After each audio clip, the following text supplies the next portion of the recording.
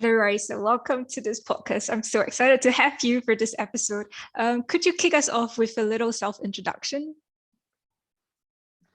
Sure, thanks so much for having me. So my name is Raïsa Mirza. I am a systemic and behavioral designer, a socially engaged artist. Um, Mostly, I do all kinds of other things really. I'm not good with these intros, but I mostly work at the intersection of social impact, um, engagement in a very broad sense, and systems change, and through the lens of art and design. This is why I invited you to this podcast, because it's like, not fitting into categories. This is the kind of person that I want to interview for this podcast. I kind of want to bring you back a little bit on your personal journey, because I think it's really interesting. You call yourself a socially engaged artist, but you do so many different interesting work in so many different spaces. How did you fumble into, or maybe intentionally entered the systems change space, social impact space? What was your journey like?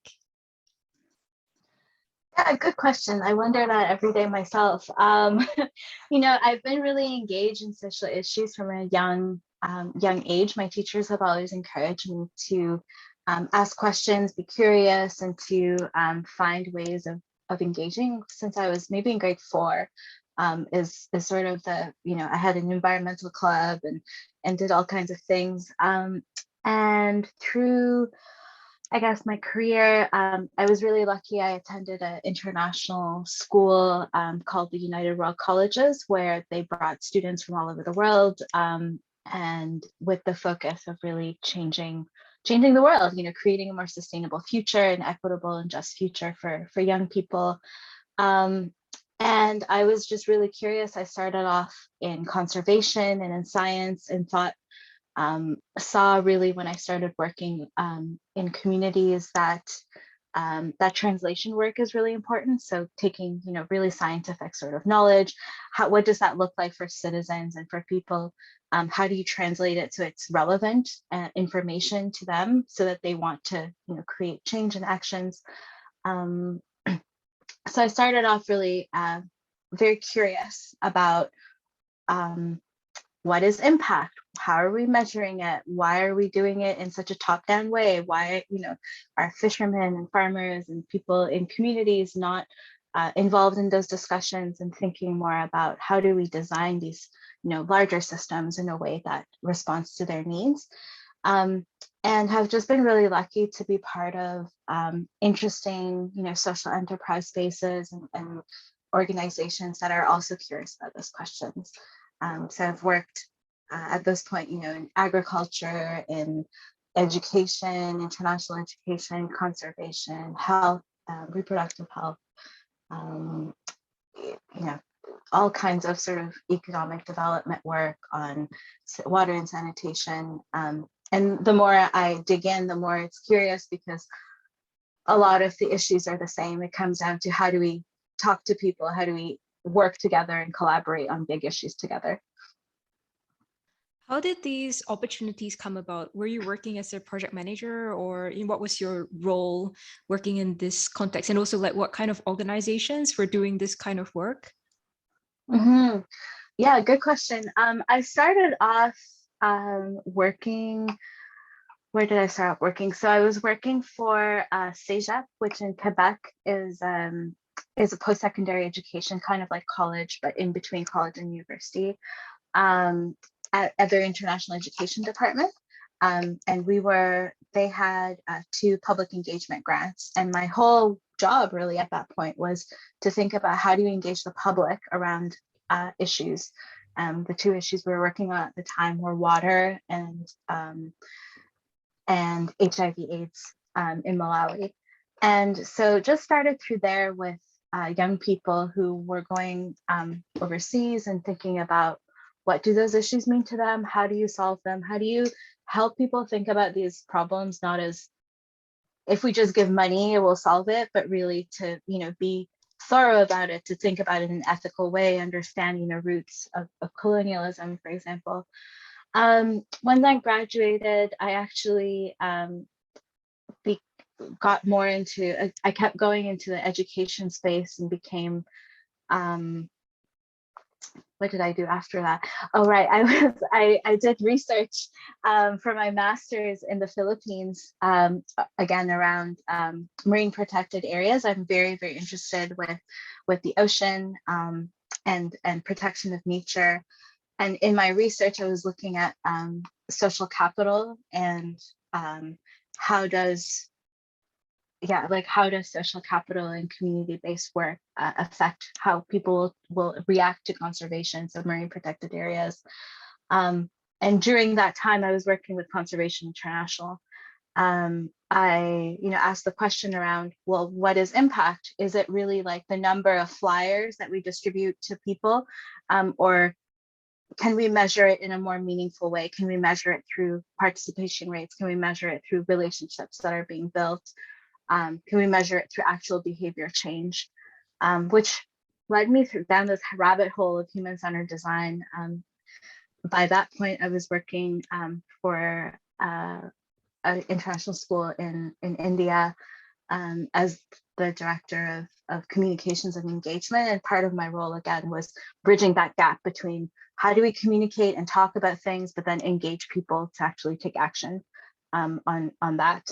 And design at that point, I found, had a really interesting language that allowed you to kind of go through different in frameworks that allow you to really talk about these issues in a very cross-sectoral way, without being, super nitty-gritty about technical language.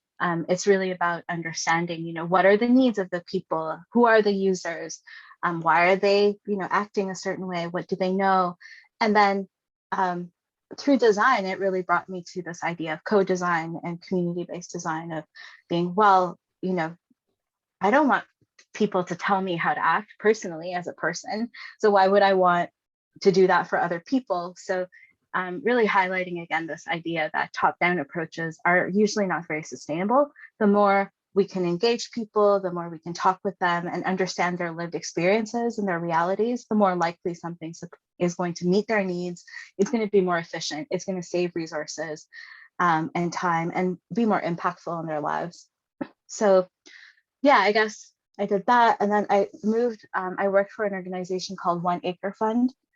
They're based in, at that time I was based in Ethiopia, where we were designing, a large scale sort of program for governments to increase the uptake of agricultural behaviors. And I was really lucky. I got to work on a number of those initiatives at the very beginning. So a lot of the market research, a lot of the prototyping and testing and talking to people on the ground about their realities and designing products and services that they really wanted. And then just moved into sort of more consulting work through an organization called Grid Impact, and who have been working on co-design and behavioral design for a very long time now. Very lucky to be part of some really great work in reproductive health in Niger and Bangladesh, and in healthcare spaces in Ethiopia. So it's kind of, I don't really know. I don't know if I had a very good strategy, to be honest. I kind of, I always tell people, like, follow your curiosity, like if you're interested in a question and it doesn't really make sense, then it's probably, I follow this like weird intuition, gut feeling and questioning of, what am I seeing as the need in this world? What are topics that are coming up again and again, and how are different people responding to it? Yep. Where does the arts come in all of the different work that you're doing? Does it always come into the work? I think that's what I'm curious about, because now that I find myself in all these different spaces in the impact space, I'm always questioning, like, what is the impact of socially engaged art? Could I push for it in, formal settings where it's all about workshops and impact measurement and all these like super formative like metrics and stuff? And where do I come in as an artist in spaces where I feel like this is not a space where artists belong to? Yeah, that's a really great question. I think I was doing socially engaged art without ever knowing I was doing socially engaged art until maybe 3 years ago. I'm a photographer, and I use photography really for a lot of my research work. I have terrible memory. So one of the best ways of capturing and remembering moments and discussions and things is, for me, has been through photography. And very early on, I was curious about, well, what does it look like to give people cameras? What does it look like for people to tell their own stories about what they're experiencing and the change that they want to experience? So even from like a design research kind of lens, I think I've used art and artistic methods almost intuitively, just because, when you're working with people, especially people who've been systematically oppressed from a system, often maybe they don't have the same type of literacy levels. So finding ways to engage people and ask questions that are respectful, that are based in cultural norms, you're going to get better answers, right? And it also becomes such an interesting way of sort of yielding power, I found. So, for example, in Ethiopia, having farmers take pictures or take video for us about some of their farming cycles, and then showing women, for example, when we first interviewed them at the start of our program, and we asked them what roles they played in the life cycle of this product, of this agricultural product, they were like, oh, we don't do any work at all, right? And so through an entire sort of planting, harvesting season, I would go out to the field and take pictures of all of the times I saw women doing work. And we created a poster where they actually saw that women were involved from planting to harvesting to threshing to making the food. Like, they were involved in every single step, right? And so then we were able to then say, hey, like, actually, look at this. You're like, women are involved through all of this. The only thing they probably won't do in this cultural setting is using machinery, which is, very male dominated, but you do literally everything else. Yeah. So why, you should be empowered to ask questions. You should be pursuing these things. And it also served to, help the agricultural extension workers, for example, understand the roles that women were playing, adapt their messaging so that it was more inclusive. So sometimes it's even about like the art, it's even about evidence building. And it's also about like that storytelling piece where people tell themselves stories about whether they're included or excluded in a system. And arts can allow them this, different way of showcasing and showing up in those spaces. So that's one. And then the other part, I think, which has been really interesting for me to experiment with, has been I was previously working at the One Drop Foundation, which is the global cause partner of the Cirque du Soleil, which is when we first met, Fie. And it was amazing to see how much, participatory, they call it social art for behavior change approach. These participatory processes really change entire systems. They change the power dynamics in a room. When you're working with engineers or lawyers or government people, often my experience has been that, like you were mentioning, maybe they're not as comfortable with expressing their creativity or their creative side. And often they'll be like, no, I'm not a creative person. And so giving them the opportunity to participate in this and infusing sort of cultural workers and artists into discussions around big things from like water systems to food systems actually generates a really interesting different types of discussions. And it also shifts power because in a way, the experts feel a little less comfortable, and just that small discomfort often allows room for others to take up space and to talk about the realities that they're experiencing and needs. And it also makes things tangible, makes really big ideas and assumptions really tangible in a way. Like if you can prototype them through scenarios or through theater exercises, or if you can make a mural together, you build relationships and trust together. So there's all kinds of ways where art comes in as both sort of the product and also as a really essential, interesting component of the process itself. So how do you build these projects up? Like, how do you actually convince, how do you convince people to involve the arts? Because a lot of times I work in all these different spaces that are non-art spaces, and I talk about the arts, people just go, you mean infographics, graphic design, that's what you're going to do, or like painting or sculptures. And it's a very superficial understanding of what the arts is. So I feel like it's such a mammoth task to even, in that process of explaining, I'm actually advocating for socially engaged arts, but it's so out of reach for a lot of people. Many people haven't experienced it, so trying to explain that is also really difficult because there are so many different forms and kinds as well. And I think this is something that, for people who have been working in impact metrics or like foundations or like NGOs for a really long time in their own sort of spaces, it's something that is completely out of their circle that they don't even think about.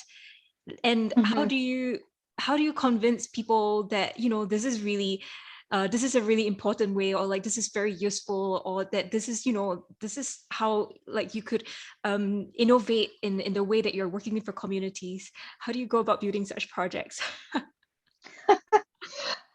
I mean, I think that's the money question right there. I'll say that I probably use design terminology more than art terminology for the most part. People are interested, understand the link between design and innovation more and more. So design thinking and innovation are kind of linked now in many people's in many people's heads. And so I start there and think of the design process as this process, and then think about, okay, well, how, you don't have to be completely explicit all the time about specific artistic projects or things that you're doing. It's really like, okay, well, I'm going to be engaging people. Engagement forms a big part, or I'll be prototyping ideas, we'll be co-designing things. Those are all terminologies that come from the design world, that for better, for worse, we can use in the innovation life cycle, and then slowly but surely sort of infuse more. Maybe it's prototyping at the very beginning of a project where you bring in an artist to help bring ideas that have been ideated into life in sculpture, or through drawings, or through theater. And that's just a little bit of art, but it's not too out of the project management cycle that it feels difficult. And it's that trust building, right? So what you're trying to, like, the way that I try to think about it is always, how do I build trust and relationship between people? Whether it's funders or philanthropies or people of the community, how do I support, the quote unquote experts who are in these systems or these bureaucracies to better understand the lived experience of people who are actually facing these problems. And often it's through art, it will be through storytelling. So again, that's another entryway where you're using storytelling and narratives, where you can have podcasts, you can have murals, you can bring in photo voice as a method to uncover more deeper, more meaningful insights.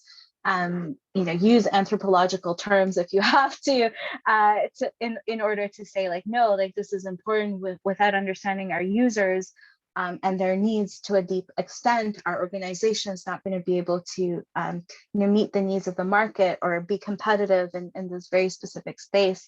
So I don't know if that's an answer, but it's really like, use whatever language you have to try and to integrate it into the way of working of people, and then they'll see the difference. Often they'll feel more engaged themselves in the process. They'll have better stories to tell for their own communications and marketing, which in itself becomes like this really interesting loop of engagement for artists and for communities. I kind of want to go a little bit into impact evaluation, quantitative versus qualitative. I think it's a big one because, writing for like arts funding, for example, I've had arts funding that ask for documentation of every single number of impressions of my social media and like the kind of engagement, etc. But then, the whole thing about storytelling, I find it's a tricky one because you can have a lot of numbers in terms of social media, but what does it really mean? Does it really change people's mindsets, people's behavior, people's way of thinking? How do you even know that from social media when it's such a, you scroll immediately, post to the one post to the next, and there is no way of knowing like who behind that screen, what is the sort of impact that post would have on that person. Yet on the other hand, when you're really working with communities in depth, engaging with people, a lot of times it can be life-changing when you're working with individuals on very personal issues. But a lot of times in these kinds of contexts, be it through forum theater or different ways of participatory, socially engaged art, it's impossible to reach that many people. At max you have like maybe 20 or 30 people, and because of the small size, it's easy to go and dive deep into the topics that are vulnerable, that might be difficult to talk about. But then that's not something that a lot of funders would like to see, like you just engaging like 30 people over like, maximum 30 people, mostly at likely like 10 people or something over a period of 4 months, 5 months. And then it's this thing of how realistic can this storytelling impact be? Where are the, like, how do we look at this from an impact perspective? Art cannot do everything, but there are also certain things that we can do. But then what is a realistic way of looking at this, and where does the impact lie? I mean, I think you're asking really big questions, and impact evaluation or developmental evaluation nowadays is changing, at least in North America. I don't, and to an extent in international development fields, to be more this cycle of learning, evaluating, monitoring, and listening, and knowledge mobilization is becoming a really important part of impact evaluation. That it's not just in terms of that, and it's also I think funders and others are starting to understand that correlation and causation aren't always easy to measure in terms of systemic impact. So yeah, I mean, I don't know if there's a real answer to this.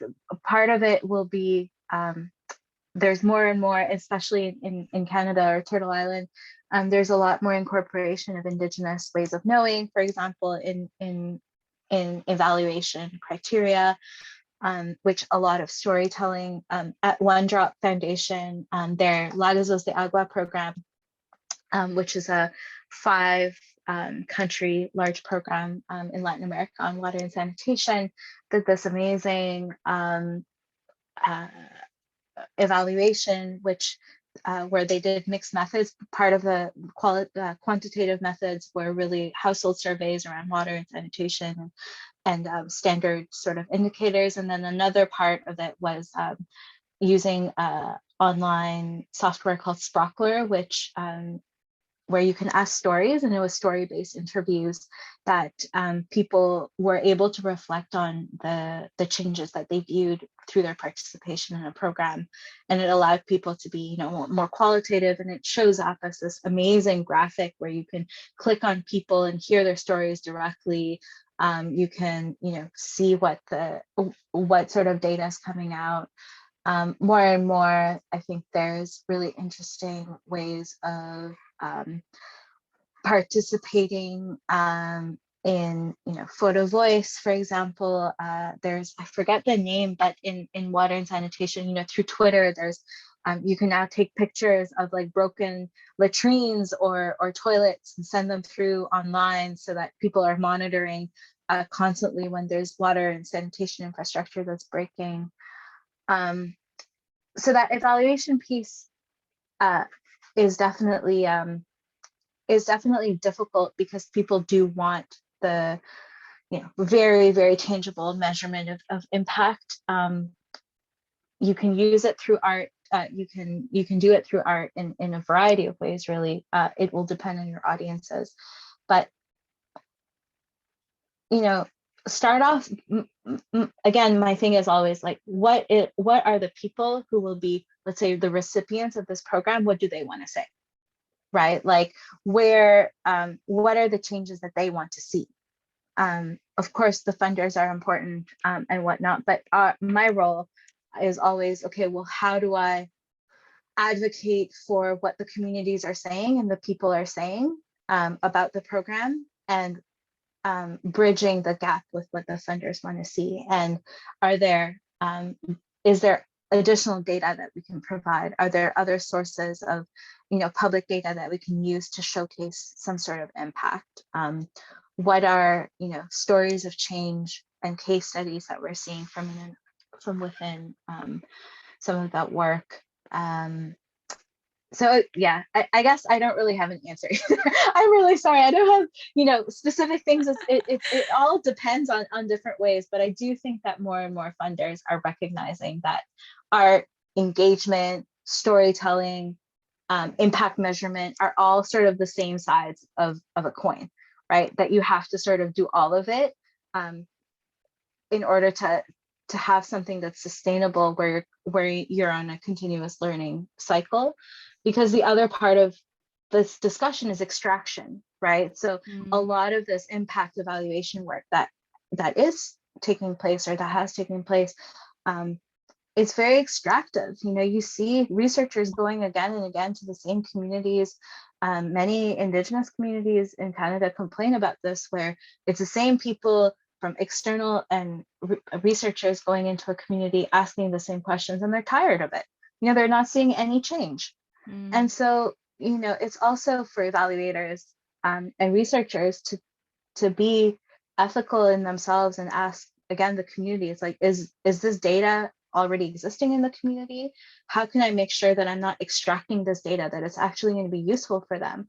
How can I build capacity in data analysis within people who will be there, so that, when my project's finished in 5 months, 2 years, whatever, that they understand and are familiar with the data and can advocate and continue to hold their, whoever they're working with accountable to that space.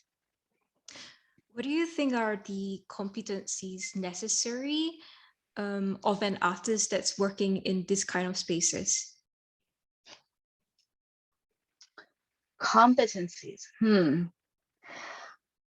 I mean, so many, but also just, honestly, artists are awesome. They are so curious. They have so much imagination. They see the world in different ways. So, it's really leaning into the skills and mindsets that make an artist in the first place, and then add in, skills around facilitation. I think that as a socially engaged practitioner, you can't really get away from the fact that you're going to be a facilitator at some point in your life. And so the earlier you can start about that and understand power dynamics and how to, use your own personal style of facilitation, the better it's going to be. The sooner you can understand, what is your art form, start with that. How do you incorporate that into your own facilitative ways? So starting with there, curiosity is a big one. Communication skills, you said it yourself, often you might be finding yourself responding to a request for proposals and doing consultations one day. You might be telling stories for business development the next. You might be, working with communities and coaching them through change processes another day. So it's constantly shifting. So the more that you practice really the art and of communication, the better. I'm still working at that. It's ongoing practice for that. And flexibility, mindset of staying okay with ambiguity is a big one. A lot of this work, systems change is so large, it's so big. Staying okay with not knowing is a big thing, and helping other people, like shepherding them through that like ambiguous space, or that messy, chaotic space where there's nothing coming, and your funders are like, oh, nothing's happening, and your community is like, oh, this is boring. Like you have to be in that space where you're believing and you're saying, no, this is the process we're following. Let's see it through the end. So it's part parent, part coach, part artist, heart meditation leader, therapist. Yeah, exactly. You're constantly you're constantly moving through these spaces, and having a broad understanding of at least vocabulary and ways of engaging is so important. This is why I really feel like for all the work that we're doing as a socially engaged artist and practitioner, we should be paid a lot more, because it's so much experience and skills that you need, and also context, different contexts that you're working with. If you're working with in businesses, or if you're working with communities, there is a different kind of set of knowledge and understanding and sensitivity that you need to bring with you. And there are certain things like impact evaluation, understanding systems change, which I feel as a community, as artists, we don't do enough, we don't learn enough. And I feel there is a gap there for capacity building, because I do see, like with my work in social innovation now, that there are a lot of things that has been talked about, experimented, and processes that have been refined in the social innovation space that the arts could really make use of. But the thing is, these sectors don't necessarily always talk to one another. So the knowledge doesn't flow. And it's like, me as one person, I feel kind of really small. And as much as I try and move that, I feel like we need more people doing so. And I have to say, it's not an easy position to be, because I find myself starting as an artist, but becoming a producer, project manager, and almost like a, sector translator kind of thing. And then to be able to translate that, I need to first understand the other sectors. And that's a lot of hard work. It's very tedious. A lot of times at the start, nobody even wants you there because you're starting a project from scratch. So it's a lot of like knocking on doors, and then be like, hey, this is really interesting. I'm really excited about this project. I think this would be really cool if we work together, and there will be an impact. I don't know what we're going to do, but there will be an impact. It's a lot of conversations like this. And it's not an easy space, but I feel we need more advocates for socially engaged arts, and we need more case studies so that we can actually bring in more financial sustainability in the work that we do. It's all about like job creation, like business terms, value creation, right? Like if the job doesn't yet exist, how do we start paving the path for it? And consultancies nowadays, they're paid so much because people recognize it as a proper profession and that they will be getting value out of it. And it's just the thing about the arts where people don't know, not enough people know about it yet and what we can offer.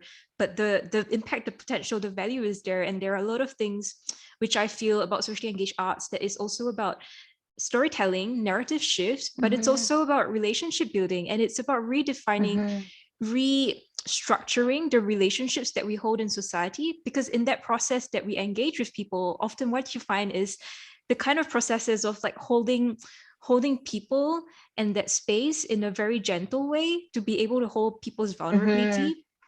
It's so much empathy, it's so much listening, like active listening, and I feel that's fundamentally about human connection, and that's something that we need more in more spaces in society.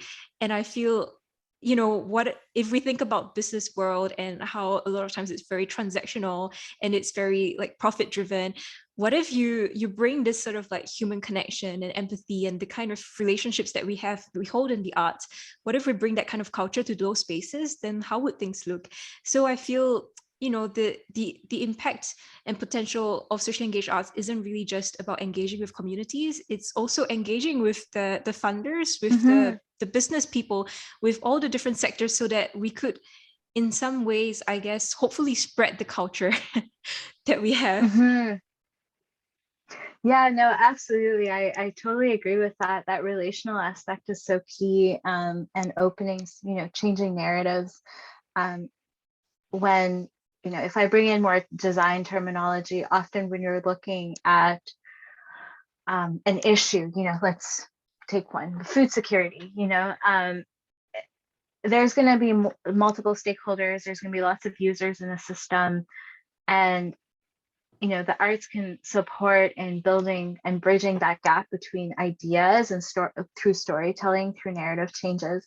If you do like some sort of a systems map or a service design map, where you're mapping out the different users and how they're acting, what are the pain points,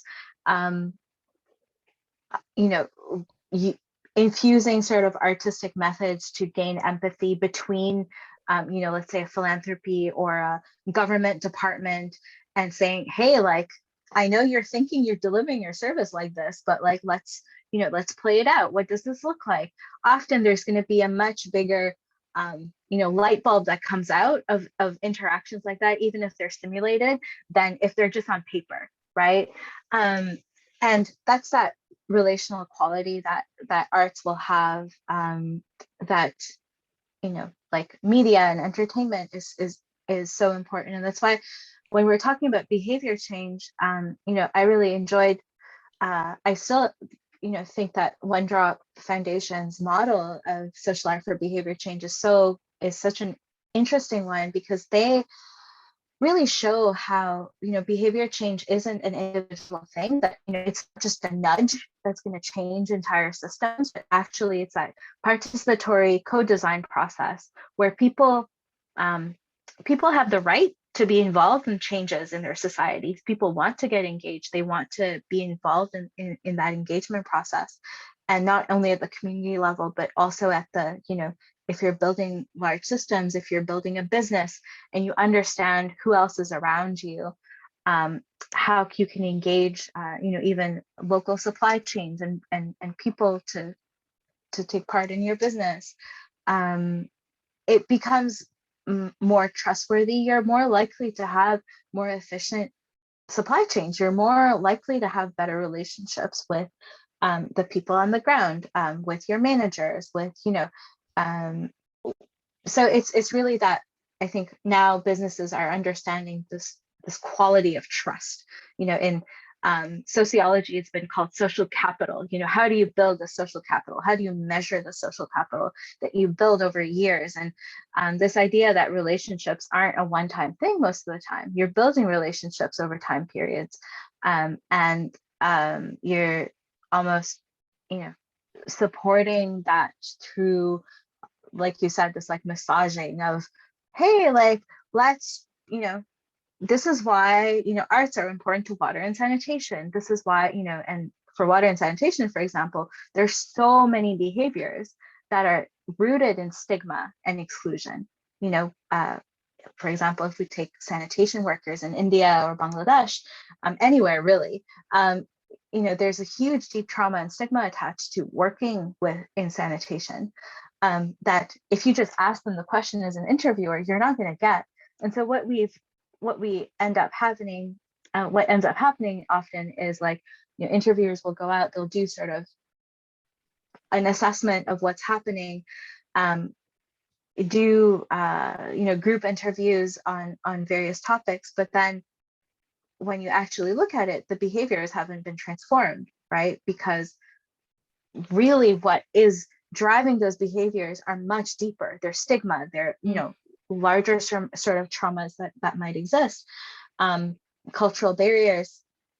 And so, like, through arts, you can actually support people in how do you, like, uncovering those stories and those realities in a way that words just won't. And yeah, it becomes again that relationship building tool, which personally I think is way more efficient, and it will keep keep your business running longer. It will keep your suppliers happier, and learning to do that work actually is what builds a great company. And we're seeing that more and more these days, that consumers are asking for that, right? Like, they're asking for better ethics, they're asking for better protection of people along the supply chain, for better environmental protection. So yeah. That's such a great summary of like the arts and social impacts change point that I wanted to hit through with this episode. I have two last questions that I'm going to combine into one. So these are big questions. What is the ideal future that you hope to see, and how could people contribute to creating that?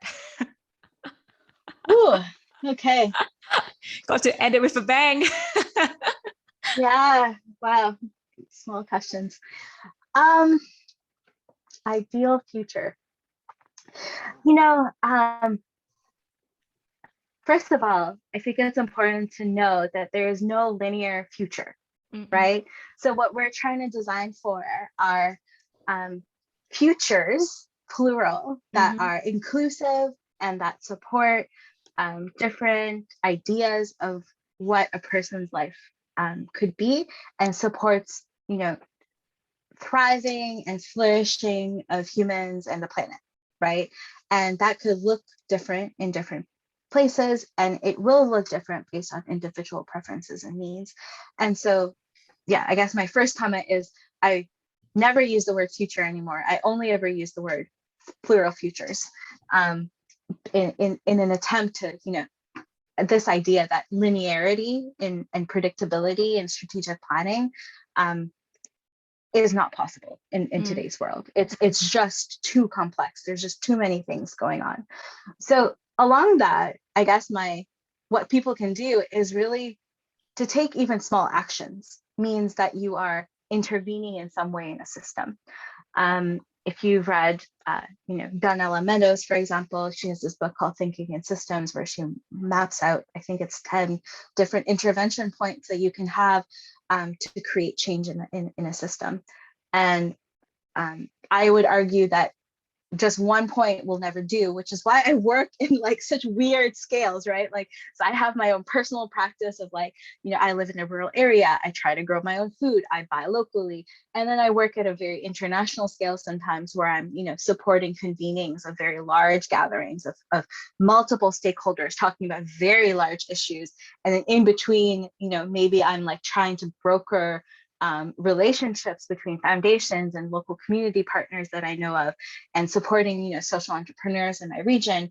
So all that to say that because there's multiple futures and anything's possible, anything that you do to further engage yourself locally and with other people and build relationships that are trusting and that are strong, you're probably, contributing in some way towards a better world.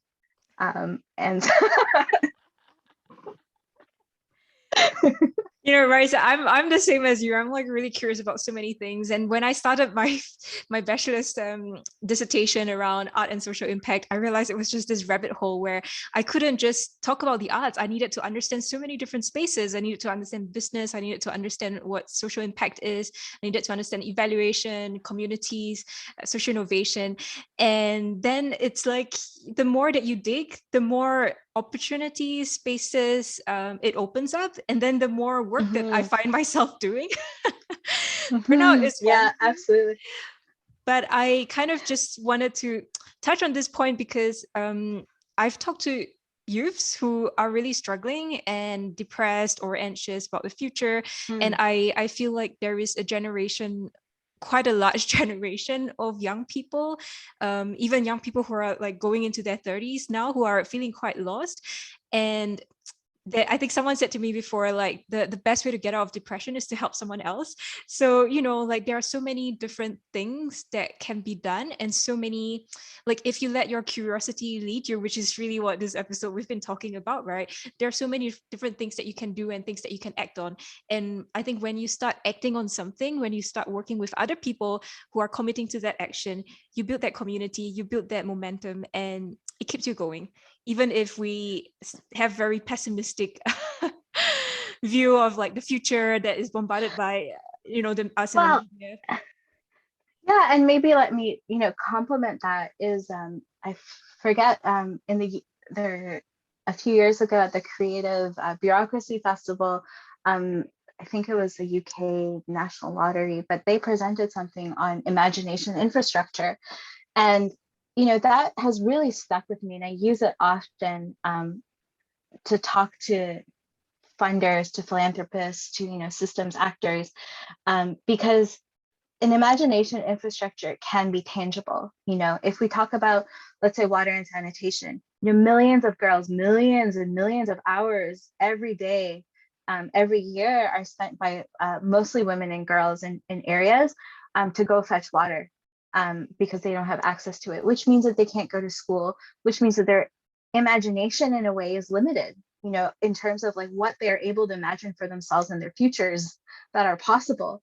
And so, imagination infrastructures are almost like this moral imperative, I think, in this time to support young people in thinking about, well, no, these are the possibility spaces that exist in your communities, in the world for you.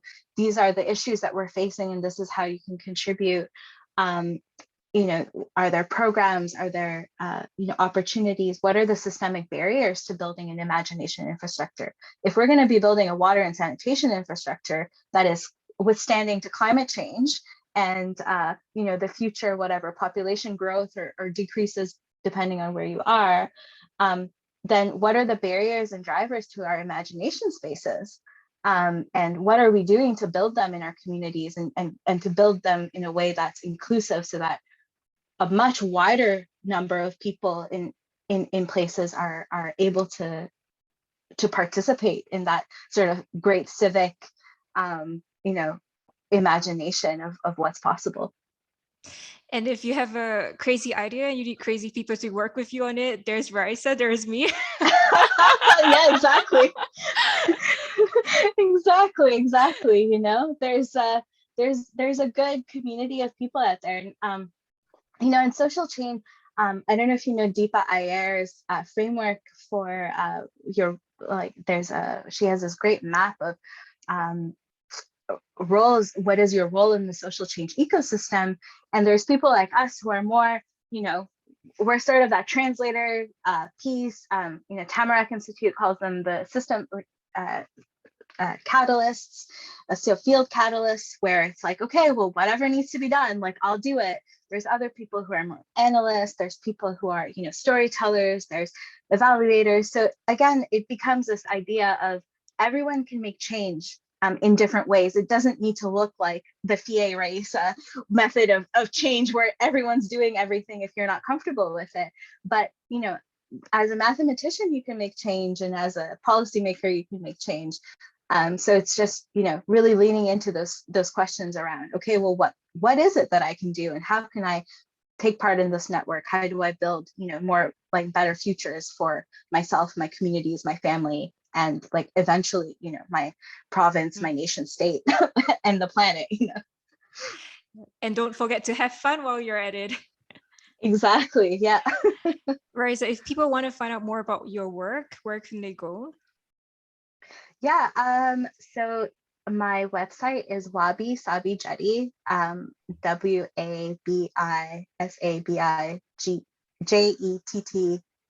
so wabisabijetty.com. And I'm on LinkedIn, I'm on Twitter, I'm on Instagram. It's not hard to find me at all. But just Google. Yeah, just Google me. You will probably find me in one way or another, and I'm very happy to be connected to people and jam on ideas or potential work or collaborations. And if you want to be more sustainable, don't just Google Ecosia. Ecosia is another search engine, but you get plant trees along the way. Thank you, Raïsa. I love the name Wabi Sabi Jetty. I feel Wabi Sabi already. If you don't know what Wabi Sabi is, go Ecosia. There you go.